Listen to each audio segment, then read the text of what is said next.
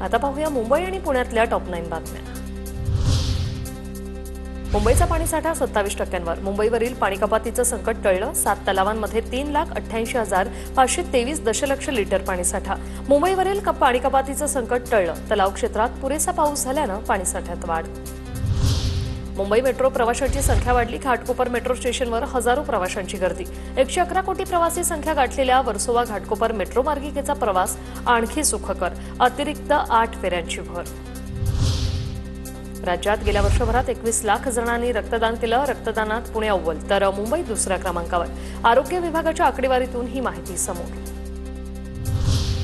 लोकलमधील मोटरमनच्या केबिनमध्ये CCTV कॅमेरे बसवण्याच्या कामाला गती। मध्य रेल्वेच्या 25 ट्रेनच्या मोटरमन कॅबिनमध्ये 150 सीसीटीव्ही कॅमेरे। मोटरमनच्या हालचालींवर बारीक वॉच ठेवणार। मोटरमन कामगार संघटनांकडून कॅमेरे बसवण्यास विरोध। मुंबईत माणुसकीला काळीमा फासणारा प्रकार। त्वचेचा कॅन्सर असल्यानं आजीला नातवाने कचऱ्याच्या ढिगाऱ्यात फेकलं।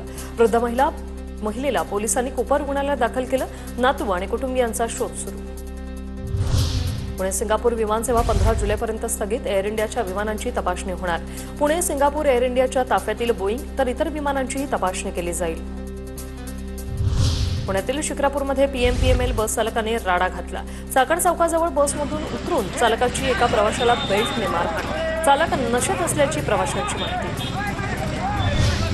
पुणे रेल्वे स्टेशनला नाव देण्यावरून वाद पेटला। थोरल्या बाजीराव पेशव्यांचं नाव देण्याची भाजपच्या राज्यसभा खासदार मेधा कुलकर्णींची मागणी। तर गोपाळकृष्ण गोखले किंवा महात्मा फुलेंचं नाव द्या, शरद पवार गटाच्या अंकुश काकडेंची मागणी। तर महात्मा फुलेंचं नाव द्या, सचिन खरात यांची भूमिका। पुण्यात शालेय वाहनांमध्ये 31 जुलैपर्यंत सीसीटीव्ही बसवणार। विद्यार्थी सुरक्षिततेसंदर्भात नियमावलीची अंमलबजावणी। शालेय व्यवस्थापन समितीकडून आणि वाहन चालकांकडून अंमलबजावणी होते की नाही यावर पुणे पोलीस आयुक्तांचं लक्ष।